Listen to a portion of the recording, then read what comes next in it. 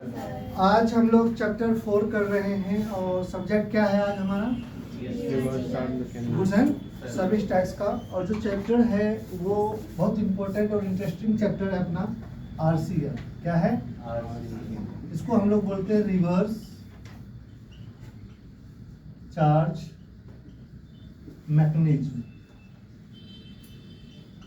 ठीक है, ये होता क्या है? तो आज के टॉपिक में हम यही पढ़ेंगे इसमें आरसीएम से रिगार्डिंग कि जो आरसीएम है क्या, किसके लिए लायबिलिटी क्या है इसकी, और कौन सा गुड्स और सर्विसेज है जो आरसीएम के अंदर आते हैं। सभी गुड्स और सर्विसेज के ऊपर आरसीएम नहीं है, तो हम उस इवेंट्स को समझेंगे आरसीएम का। तो रिवर्स चार्ज मैकेनिज्म, रिवर्स गाड़ी चलाई है किसी ने? किसी को गाड़ी चलाना नहीं आता? टू व्हीलर है? टू व्हीलर आता है। कार के अंदर एक रिवर्स गियर होता है। क्या होता है? मतलब वापिस करने वाली, बैक करने के लिए। किसके लिए होता है? इसी तरह आरसीएम जीएसटी के अंदर दिया गया है कि नॉर्मली जो लायबिलिटी होती है जीएसटी में सप्लाई आउटवर्ड पे होती है। किस पे होती है? यानी ये सप्लायर की लायबिलिटी होती है कि जीएसटी कलेक्ट करे और गवर्नमेंट को डिपॉजिट करे। लेकिन अंडर द आरसीएम ये रिसिपेंट लायबिलिटी है। किसकी लायबिलिटी है? तो आरसीएम में लायबिलिटी किसकी बनेगी? Recipient liability. किसकी लायबिलिटी है ये? आप बताओ रिसिपेंट होता कौन है? तो मैंने आपको सप्लाई पढ़ाया था सभी बच्चों को, आई थिंक 2 क्लास पहले। हमने कहा था सप्लाई एक होता है आउटवर्ड। क्या होता है? आउटवर्ड। और एक होता है इनवर्ड। आउटवर्ड को हम लोग एक तरह से क्या कहते हैं कि ये सप्लायर सर्विस या गुड्स प्रोवाइड करता है, तो उसको हम आउटवर्ड बोलते हैं। ये कहते हैं ना। तो इस पे टैक्स आप कलेक्ट करते हो और गवर्नमेंट को देते हो। किसको देते हो? बट इनवर्ड के अंदर क्या होता है कि आप जो खरीद रहे हो, जो आप एक्सपेंस कर रहे हो, जो आप सर्विस ले रहे हो, उस पे आपको जीएसटी की लायबिलिटी बनती है गवर्नमेंट और किसको देने की? क्रेडिटर्स को, वेंडर को। तो हम हमेशा अभी तक वेंडर को देते थे, लेकिन अंडर आरसीएम है कि एज ए अगर हम आरसीएम में काम करेंगे तो इनवर्ड सप्लाई के ऊपर हमको जीएसटी देनी पड़ेगी। क्या देनी पड़ेगी? यानी परचेजर देगा जीएसटी। कौन देगा? बायर देगा। कौन देगा? इसलिए इसको बोलते हैं रिसिपेंट लायबिलिटी। क्या बोलते हैं? और रिसिपेंट में किस तरह का रिसिपेंट होगा? गुड्स का भी हो सकता है और सर्विस का भी होगा, लेकिन उन्हीं गुड्स और सर्विसेज का जिन पे जीएसटी लागू है। क्या लागू है? तो आपके बुक में भी हमने दिया शॉर्ट एंड समरी में। अगर आप पेज नंबर 30 आप लोग ओपन करो तो उसमें हमने दी कि normally the supplier of goods और services liable to pay GST, this called forward charges. क्या बोलते हैं इसको हम? Forward charges. नॉर्मली जो सप्लायर जीएसटी देता है उसको हम फॉरवर्ड चार्जेस हैं। ठीक, यानी कि आगे ऊपर। तो इसमें होता क्या है? सप्लायर जब गुड्स और सर्विस सेल करता है तो वो बिल रेज करता है किसके नाम से? कस्टमर के नाम से। उसमें अपने सप्लाई का वैल्यू प्लस टैक्स लगाता है, यानी जीएसटी लगाता है। टोटल प्राइस कस्टमर से चार्ज करता है। तो कस्टमर ग्रॉस अमाउंट पे करता है। क्या पे करता है? Gross amount. उसमें क्या क्या होता है? वो गुड्स और सर्विस की कॉस्ट प्लस में टैक्सेस। क्या होता है? तो आपके बुक में देखो दिया हमने कि हमारा एक सप्लायर है जो गुड्स सेल किया वर्थ रुपीज 1 लाख का, प्लस उस पर जीएसटी लगाई 18%। तो वो जो बिल रेज किया 1,18,000 का बिल रेज किया और कस्टमर से डिमांड किया कि मुझे 1,18,000 रुपीज चाहिए अगेंस्ट गुड्स और सर्विस प्लस जीएसटी प्लस। तो कस्टमर ने क्या किया? गुड्स लिया और उसको उसने 1,18,000 पेमेंट कर दिया। क्या कर दिया? तो अब यहाँ पे क्या हुआ कि मैंने किसी को कहा कि मैं सप्लाई कर रहा हूँ, मुझे गुड्स और जीएसटी चाहिए, उसने मुझे पूरे पेमेंट कर दिया। अब मेरी लायबिलिटी है जब फॉरवर्ड चार्जेस कि 1 लाख तो मेरा है, बट जो मैं 18,000 कलेक्ट किया वो जीएसटी के नाम पे वो गवर्नमेंट को पे कर। तो मैं 18,000 किसको दूंगा? तो जो 18,000 मैं गवर्नमेंट को दे रहा हूँ एज ए टैक्स जीएसटी, वो फॉरवर्ड चार्जेस है। क्या चार्जेस है? क्लियर है सभी को? अब आते हैं रिवर्स चार्जेस। रिवर्स चार्जेस जिस गुड्स और सर्विस पे लागू होगा, इंप्लीमेंट होगा, उसमें सामने वाला जो आपको सर्विस दे रहा है वो आपसे जीएसटी चार्ज नहीं करेगा। क्या नहीं करेगा? GST charge. वो आपको गुड्स और सर्विस सप्लाई करेगा, आपकी लायबिलिटी बनेगी, क्योंकि आप गुड्स और सर्विस जो लिए हो जिस पे जीएसटी गवर्नमेंट ने आरसीएम लगाया है वो आपको लायबिलिटी है एज ए रिसिपेंट पे करने का। क्या करने का? तो देखो आपको दूसरा एग्जांपल भी हमने इसमें दिया कि एज ए सप्लायर आपने क्या का गुड्स बेचा 1 लाख रुपए का एक कस्टमर को, जीएसटी नहीं लिया। क्या नहीं लिया? जीएसटी। सामने वाले ने आपको 1 लाख रुपए पे कर दिया, तो इस केसेस में जो 1 लाख का जीएसटी बनता है 18,000 जो आपसे खरीदा वो पे करेगा, नहीं कि रिसिपेंट पे करेगा। कौन पे करेगा? तो अब आज हम वही पढ़ने वाले हैं कि कौन ऐसी रिसिपेंट है जो आरसीएम के अंदर गुड्स और सर्विसेज के अंदर जीएसटी देंगे। क्या देंगे? तो देखो इसमें देखा गया है कि अगर फॉरवर्ड चार्जेस है तो सप्लायर जीएसटी देगा। कौन देगा? सप्लायर। और अगर क्या है, रिवर्स है, क्या है, रिवर्स चार्ज है तो रिसिपेंट देगा। तो आज हम रिवर्स चार्जेस के अंदर वो गुड्स और सर्विस पढ़ते हैं। तो देखो आपके बुक में नेक्स्ट पेज पे हमने दिया person liable to pay GST. तो नॉर्मल पर्सन फॉरवर्ड में सप्लायर लायबल है जीएसटी देने का, और आरसीएम के अंदर कौन है लायबल जीएसटी देने का? रिसीवेंट। ठीक है, तो यही समझना है। तो अब आपके बुक में दिया कि आपको ये देखना है कि अगर फॉरवर्ड है तो आप दोगे, अगर रिवर्स चार्जेस है तो उनमें 3 केस आपके में जीएसटी में दिया गया है। एक सीजीएसटी के अंदर सेक्शन 9(1) है जिसके अंदर है गुड्स और सर्विसेज को आइडेंटिफाई किया गया एज ए जीएसटी काउंसिल के द्वारा कि इन गुड्स और सर्विस का अगर आप रिसिपेंट के रूप में बायर हो तो रिसिपेंट जीएसटी देगा, सप्लायर जीएसटी नहीं। तो वो क्लासिफाइड है वो गुड्स और सर्विसेज। मैं उनका नाम आपको पढ़ूंगा। दूसरा दिया है सेक्शन 9(4). दूसरा कंडीशन क्या दिया है? सेक्शन ये दिया गया है सीजीएसटी एक्ट में कि अगर कोई रजिस्टर्ड पर्सन गुड्स और service as a recipient receive कर रहा है फ्रॉम अनरजिस्टर्ड डीलर, फ्रॉम यानी कि ऐसे डीलर जिनके पास जीएसटी नहीं है, तो गुड्स के केस में बोला गया कि उसके ऊपर जीएसटी लगेगा। 2017 में लगाई गई, लेकिन इसको बाद में सस्पेंड किया गया और अभी तक सस्पेंड है कि गुड्स के ऊपर रिवर्स चार्जेस आपको देने की जरूरत नहीं है अगर आप अनरजिस्टर्ड डीलर से भी लेते हो। किससे लेते हो? लेकिन उस केस में 2017 में ये था कि अगर आप रजिस्टर्ड हो और ऐसे दुकानदार से गुड्स खरीद रहे हो जिनके पास जीएसटी नहीं है और उस गुड्स पे जीएसटी लागू है, तो एज ए रिसिपेंट आपको जीएसटी देनी पड़ती। क्या करनी पड़ती थी?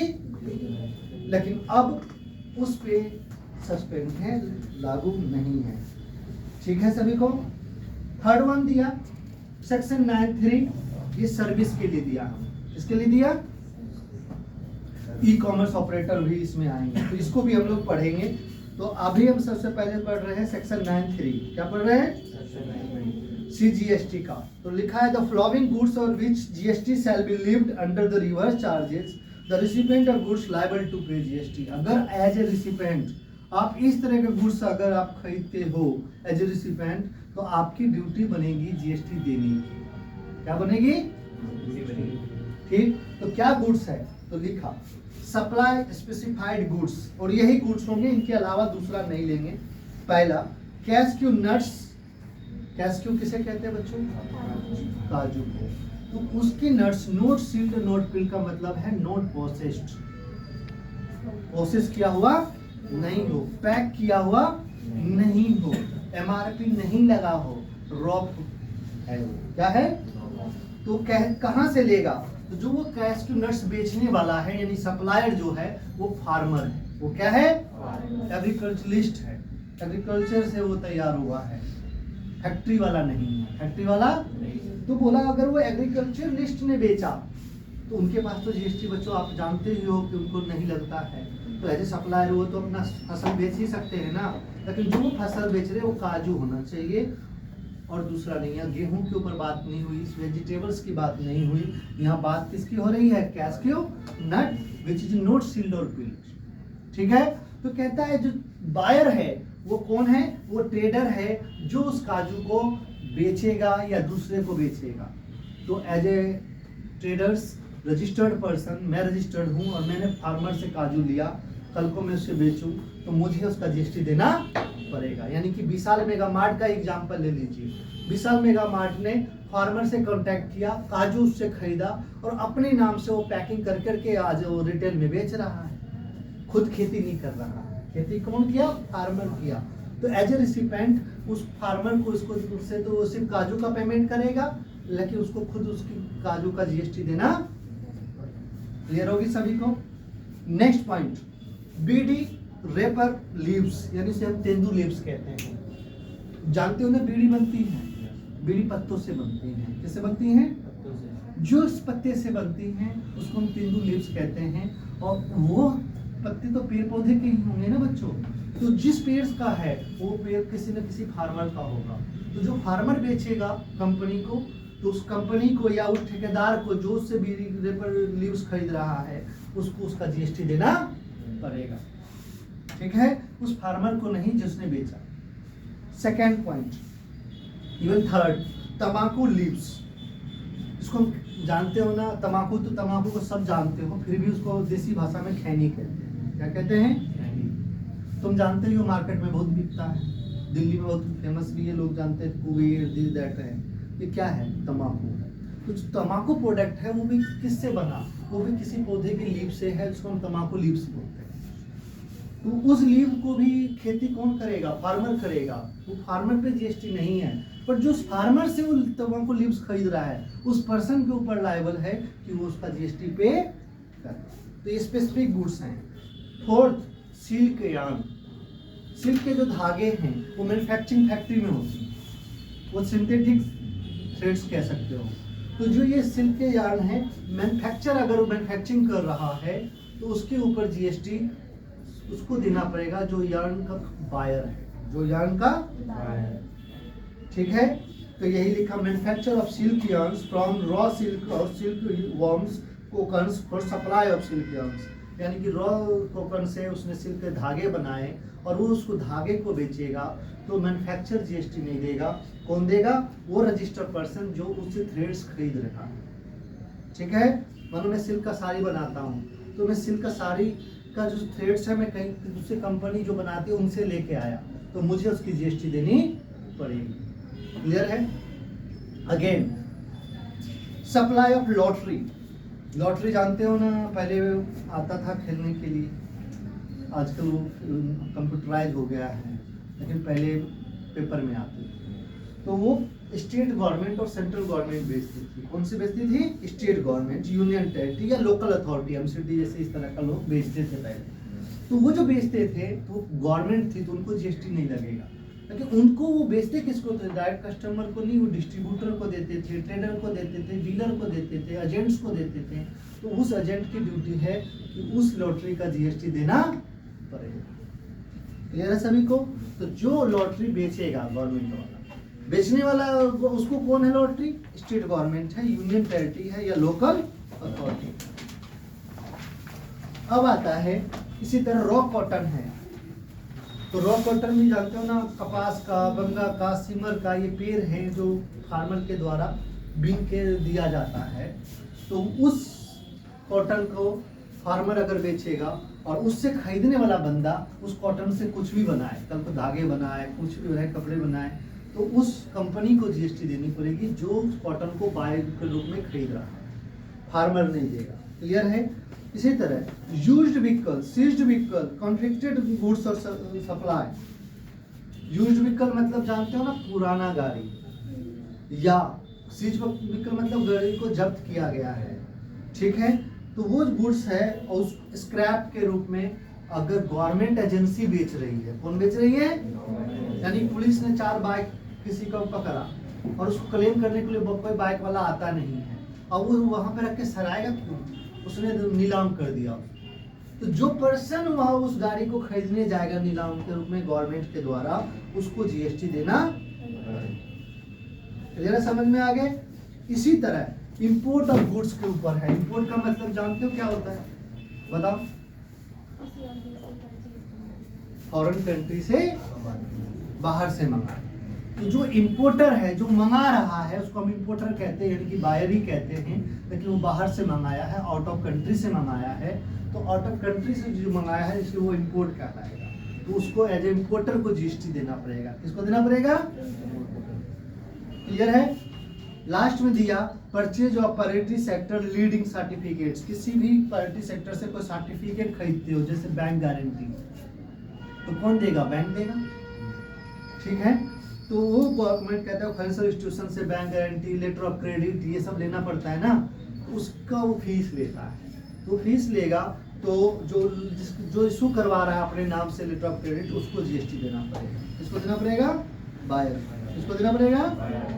इसी तरह परचेज ऑफ सीमेंट, आप सीमेंट खरीदते हो, तो सीमेंट तो बेचेगी कंपनी, बेचेगी, कोई भी कंपनी बेच सकता है जो मैन्युफैक्चरिंग कर रहा है, तो सीमेंट पे जीएसटी नहीं देना है कंपनी को। लेकिन अगर जो सीमेंट खरीदने वाला पर्सन है वह पब्लिक नहीं होना चाहिए, प्रमोटर अगर है या कॉन्ट्रैक्टर। क्या है? कॉन्ट्रैक्टर मतलब बिल्डर, जो सीमेंट लेके बिल्डिंग बनाएगा और बिल्डिंग बेचेगा। तो ऐसे केसेस में गवर्नमेंट ने बोला उस प्रमोटर को, उस बिल्डर को जीएसटी देना पड़ेगा। उसको देना पड़ेगा। तो ये थी गुड्स जिन पे। तो अब ऐसे में होगा क्या? तो मैं एग्जांपल ले हूं, आपने देखा ही आरसीएम का नॉर्मल फॉरवर्ड चार्जेस में बच्चों, आप गुड्स अगर बाय करते हो तो उसमें प्लस जीएसटी देते हो। क्या देते हो? तो आप एंट्री करते हो परचेज डेबिट। क्या एंट्री करते हो? Purchase debit, input GST debit, यही लिखते हो हम। टू सन्डी क्रेडिटर्स, ये करते थे हम लोग। मान लो 1000 रुपये का सामान है, 180 रुपये हमने दिया, तो 1180 रुपये हम लोग यहाँ पे लिख देते, यही करते थे ना हम। लेकिन आरसीएम के अंदर जब आप खरीदोगे तो सामने वाला तो सिर्फ गुड्स देगा। क्या देगा? तो आरसीएम में आप एंट्री करते हो परचेज डेबिट। क्या एंट्री करते हो? To sundry creditors. क्या करोगे? एग्जाम्पल, काजू खरीदा तो फार्मर ने मुझे काजू का ही प्राइस लिया, तो मैंने परचेज डेबिट टू वो लिख दिया, मानो 1000 का है तो 1000। लेकिन अब गवर्नमेंट ने कहा एज ए पर्सन, जो गुड्स का अभी मैंने नाम आपको पढ़ा, उस पे आरसीएम लगेगा। क्या लगेगा? तो मुझे उसकी जीएसटी देनी है, तो मुझे इसकी जीएसटी सेल्फ कैलकुलेट करना पड़ेगा। क्या कैसे करना पड़ेगा? क्यों? क्योंकि फार्मर को तो सिर्फ प्राइस लिया है, गवर्नमेंट ने मेरी लायबिलिटी बनाई है कि भैया इसका जीएसटी आपको देना एज ए रिसिपेंट, क्योंकि मैं बायर हूँ, उसकी एंट्री मुझे खुद करनी है। तो सेल्फ एंट्री क्या करेंगे? परचेजिंग जी के बाद इसी वैल्यू पर जीएसटी देनी है मुझे। और मानो 18% है तो बच्चों कितना रुपए देना है? वही 180 रुपये देना है, लेकिन मुझे देना है, इसने लिया नहीं बट मुझे देना है। तो मुझे एंट्री तो करूंगा, अपनी बुक में लायबिलिटी तो तैयार करूंगा, उसको हम सेल्फ इनवॉइस बोलते हैं। क्या बोलते हैं? खुद बनाओ, खुद पे करो। तो अब कैसे करेंगे? तो इधर वाला मिटा दूं? तो चलो जी मिटा रहे हैं। उसकी सेल्फ एंट्री जो हम लोग चेक करेंगे इस तरह का होगा। परचेज की एंट्री हो गई, अब उसका 18% देना है। तो समझो, अगर आरसीएम फर्दर बिजनेस के लिए दे रहे हैं, यानी कि जो सामान खरीदा उस पर जीएसटी तो दूंगा, लेकिन उस सामान को आगे बेचूंगा तो मैं टैक्स कलेक्ट भी तो करूंगा, तो उसको क्रेडिट में डाल देंगे। किसमें डाल देंगे? अगर उस पर क्रेडिट अलाउड नहीं है तो हम उसको एक्सपेंस में डालेंगे। किसमें डालेंगे? तो मान लो क्रेडिट में है, तब हम लिखेंगे आरसीएम जीएसटी इनपुट। क्या लिखेंगे? मैं आरसीएम इसलिए लिख रहा हूँ क्योंकि मैं जीएसटी इनपुट लिखता, लेकिन तुम्हें पता ही नहीं चलता नहीं कौन सा वाला इनपुट है, नॉर्मल वाला है क्या है, इसलिए मैं यहाँ पे क्या लिख दिया? आरसीएम जीएसटी इनपुट डेबिट, यानी कि बाद में मैं क्रेडिट लूंगा to GST, RCM GST payable, GST. अब तुमको मैंने पढ़ाया है बच्चों पहले 2 क्लासेस में कि जीएसटी के अंदर हमारे पास 2 कंपोनेंट होता है, एक इंटर स्टेट और दूसरा क्या होता है? तो अगर ये परचेज लोकल होगा तो हम तो अभी जीएसटी लिखे हैं, तो यहाँ से जीएसटी इनपुट लिखोगे एस जीएसटी इनपुट, क्या लिखोगे? और पेबल में फिर क्या लिखोगे? सीजीएसटी पेबल और ठीक है। तो ये इनपुट वाला डेबिट बैलेंस शो करेगा और ये लायबिलिटी शो करेगा। इस लायबिलिटी को हम पेमेंट कर देंगे। क्या कर देंगे? तो पेमेंट करते हो, अभी पे नहीं किया है हमने, ये लायबिलिटी बनाई है। क्या बनाई है? और इसकी एंट्री करनी पड़ेगी तभी ना लायबिलिटी बुक में आएगी। अब इस लेजर के बाद हम पे करेंगे, तब लिखेंगे RCM GST payable debit to, यही होता है ना, ठीक है। तो ये दोनों काम मुझे खुद करना पड़ रहा है, किसके कारण? आरसीएम के कारण। किसके कारण? सिंपल। क्रेडिट मिलेगी तो जब मैं सामान कल को बेचूंगा, खरीदा हूं तो बेचूंगा भी ना, तो जीएसटी जो आएगी तो लायबिलिटी फिर बढ़ जाएगी मेरी, उसमें इसको माइनस कर लूंगा। क्या कर लूंगा? और अगर वो पर्सन बेचने के लिए नहीं हुआ, दूसरे पर्पज में यूज हो गया, इसमें क्रेडिट नहीं मिलेगा, तो उसे एक्सपेंस मान, क्या मान लेंगे? एक्सपेंस होने पे ये चला जाएगा इनडायरेक्ट, और अभी क्योंकि इनपुट है तो ड्यूटी टैक्सेस के डेबिट बैलेंस होगा। क्या होगा? इतना समझ में आ गई सब? तो ये अंडरस्टैंड प्रोसेस तो हम जीएसटी लेंगे सर। हाँ, और मानो कि तुम अगर कहते हो कि सर मैं काजू खरीदा हूँ लेकिन मेरा जीएसटी नंबर ही नहीं, और फार्मर से खरीदा, तो आरसीएम के अंदर रूल है कि रजिस्ट्रेशन करवाना ही पड़ेगा। यहाँ पे टर्नओवर नहीं देखेंगे। क्या नहीं देखेंगे? बहुत अच्छा क्वेश्चन था, लेकिन मैं ये आगे डिस्कस करता कि आरसीएम के अंडर लायबिलिटी अगर मेरी बनती है, मैं ऐसा गुड्स खरीदता हूँ जिसपे आरसीएम देना चाहिए, तो मुझे मैंडेटरी है रजिस्ट्रेशन करवाना। क्या मैंडेटरी है? उसके लिए टर्नओवर जो मैंने आपको पढ़ाया था 20 लाख और 40 लाख वाला, वो लागू नहीं होगा, रजिस्ट्रेशन करवाना ही, इसको ट्रांजैक्शन के कारण होगा, बेस्ड ऑन ट्रांजैक्शन। जैसे ई कॉमर्स ऑपरेटर को रजिस्ट्रेशन करवाना था, इस तरह आरसीएम वाले को रजिस्ट्रेशन करवाना ही पड़ेगा। वहां लिमिट नहीं देखेंगे। क्या नहीं देखेंगे? खाली ये देखेंगे कि एज ए ट्रेडर दो तरह के होते हैं, एक बायर होते हैं, पर्सनल के लिए भी होता है। तुम जाओ दुकान में अपने लिए काजू खरीद लो, फार्मर से खा लो, उस पर नहीं है। लेकिन तुम उससे एज ए ट्रेडर खरीद रहे हो, कल को तुम उसको बेचोगे तो तुमको जीएसटी देना पड़ेगा, रजिस्टर्ड होना। क्लियर है सभी को? इसकी जरूरत क्या पड़ी? सब सही तो चल रहा था फॉरवर्ड वाले।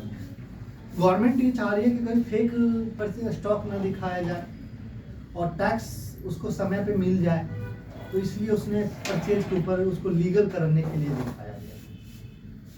ठीक है, तो इसको टैक्स अगर जब तुमको हमने दिया कि भैया तुम परचेज का इनपुट ले सकते हो, तो तुम एग्जैक्ट वैल्यू दिखाओगे, इसकी डॉक्यूमेंटेशन सही करोगे, तो उसको कलेक्शन सही है। अल्टीमेटली क्रेडिट तो दे ही दे रहा है, लेकिन वो कब दे रहा है? जब बेचो। कब दे रहा है? और यहाँ स्टॉक आते ही उसको टैक्स मिल गया, तो इस स्टॉक का लीगल एंट्री होगी। थोड़ा सा उसके लिए रखता है कि फेक स्टॉकिंग नहीं।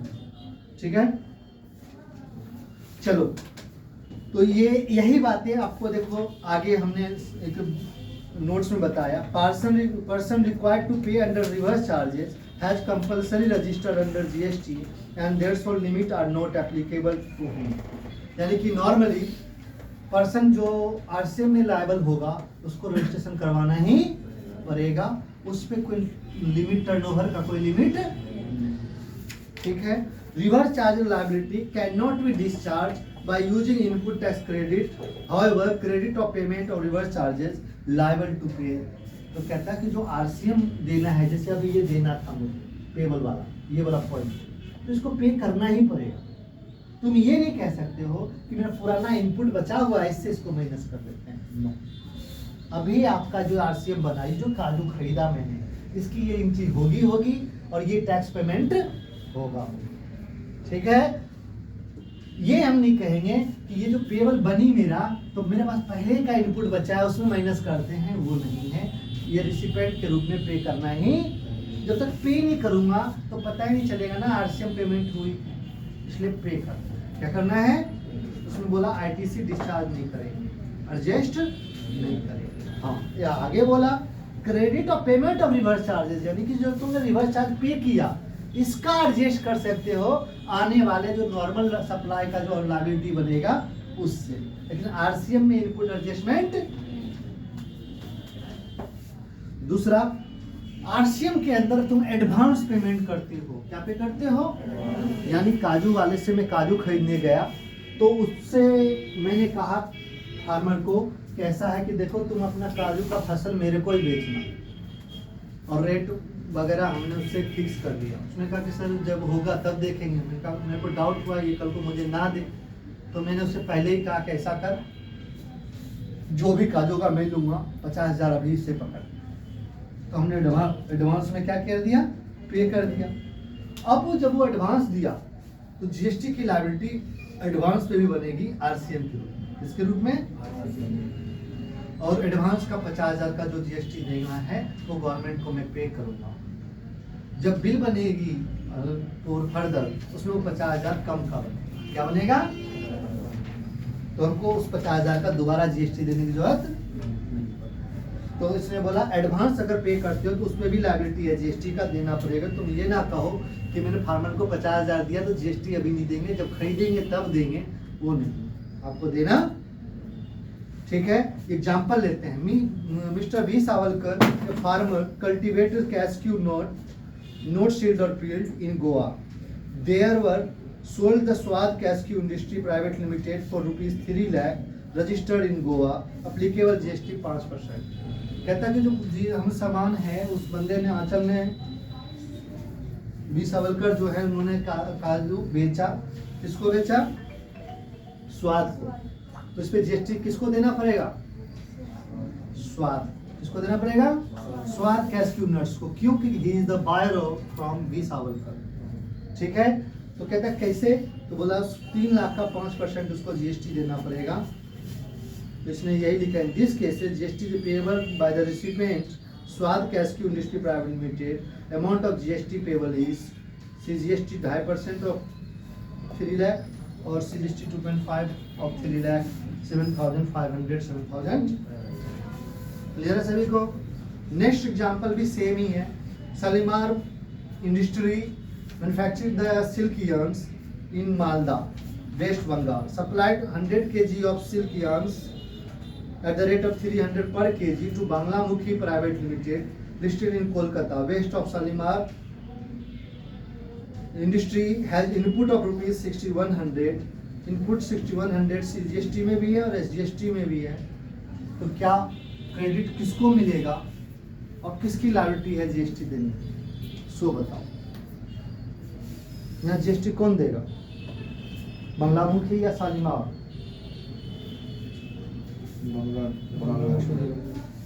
कौन देगा? क्यों देगा बंगलालक्ष्मी? इज बायर, रिसिपेंट है। क्या है? और शालीमार वाला क्यों नहीं देगा?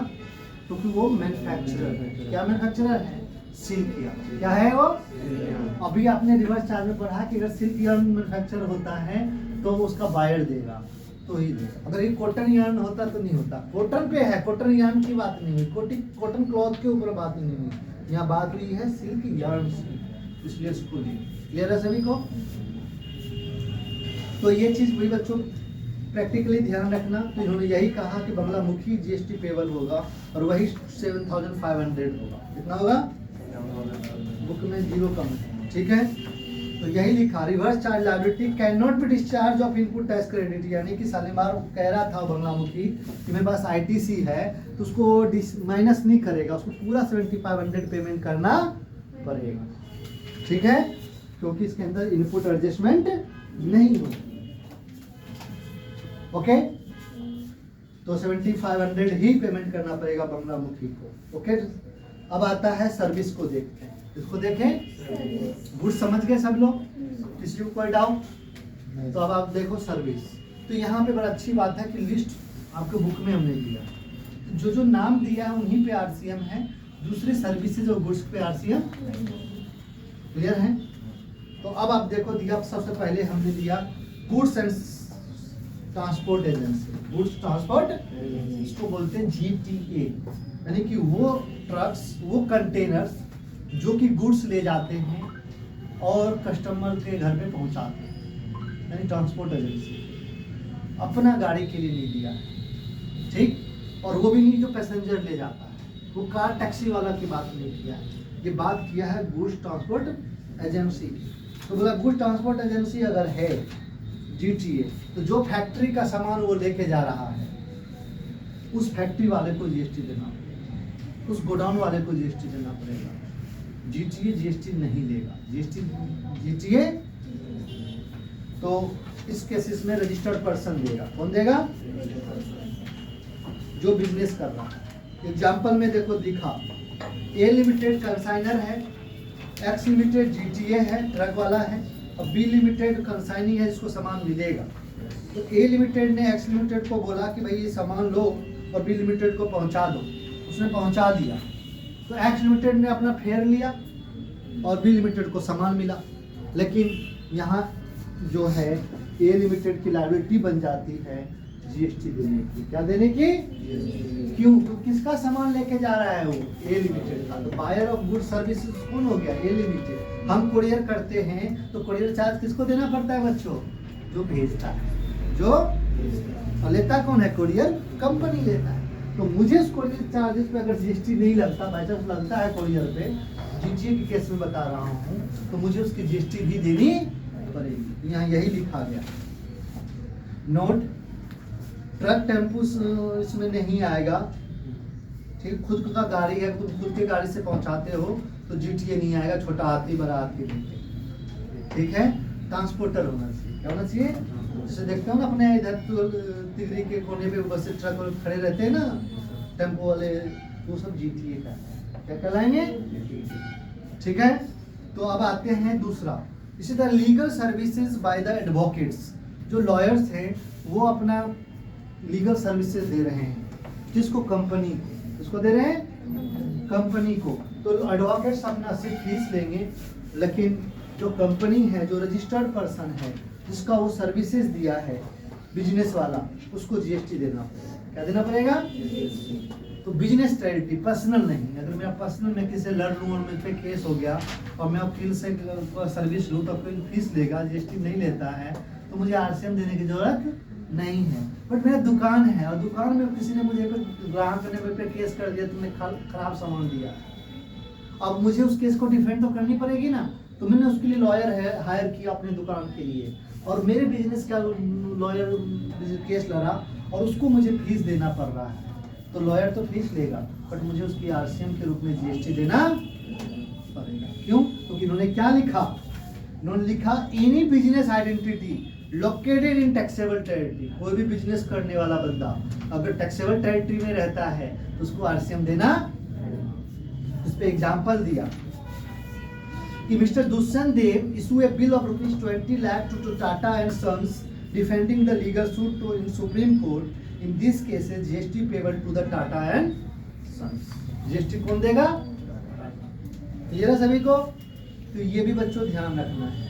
और आगे आता है इसी तरह service supplied by the director company body of corporate said company और बॉडी ऑफ कॉर्पोरेट। यानी किसी भी कंपनी में, डायरेक्टर तो कंपनी में ही होता है ना, प्राइवेट लिमिटेड और लिमिटेड में, उसमें जो डायरेक्टर हैं वो सर्विस देते हैं, काम करते हैं, उसके बदले उनको अगर डायरेक्टर को फीस मिलता है। क्या मिलता है? फीस। तो गवर्नमेंट कहता है कि जो डायरेक्टर को फीस मिलेगा उसके ऊपर सिटिंग फीस, कमीशन, उनके ऊपर जीएसटी देना पड़ेगा। और कौन देगा? कंपनी देगा। कौन देगा? डायरेक्टर से सर्विस कौन ले रहा है? कंपनी। इसलिए कंपनी को उसकी आरसीएम देनी पड़ेगी डायरेक्टर फीस पे, डायरेक्टर की कमीशन इसके ऊपर। अगर डायरेक्टर अगर लोन देता है और लोन पे वो कुछ चार्जेस देता है उसके ऊपर, ठीक है। तो इसको बहुत लोग इग्नोर करते हैं, लेकिन बच्चा गलत है, इसको भी ध्यान रखना। दूसरा, इंपोर्ट ऑफ सर्विस तो आप जानते ही हो, विदेश से कोई सर्विस सॉरी लेते हैं तो देना होगा। यानी मेरा कंप्यूटर खराब हो गया, उसको ठीक करने का इंजीनियर विदेशी है और वो पैसा लेगा, उस पर जीएसटी मुझको देना पड़ेगा। तो इन्होंने यही लिखा। दूसरा, गाना डाउनलोड करते हो, सॉफ्टवेयर डाउनलोड करते हो अपने कंप्यूटर के लिए, तो तुम एज ए कंज्यूमर हो तो कोई बात नहीं, लेकिन तुम एक दुकानदार हो, मोबाइल में डाउनलोड करके देते हो और पैसे लेते हो, तो ऑनलाइन प्लेटफॉर्म से बोलते हैं। क्या बोलते हैं? इसका नाम दिया गया online information and database access retrieval service, यानी OIDAR शॉर्ट फॉर्म। ठीक है।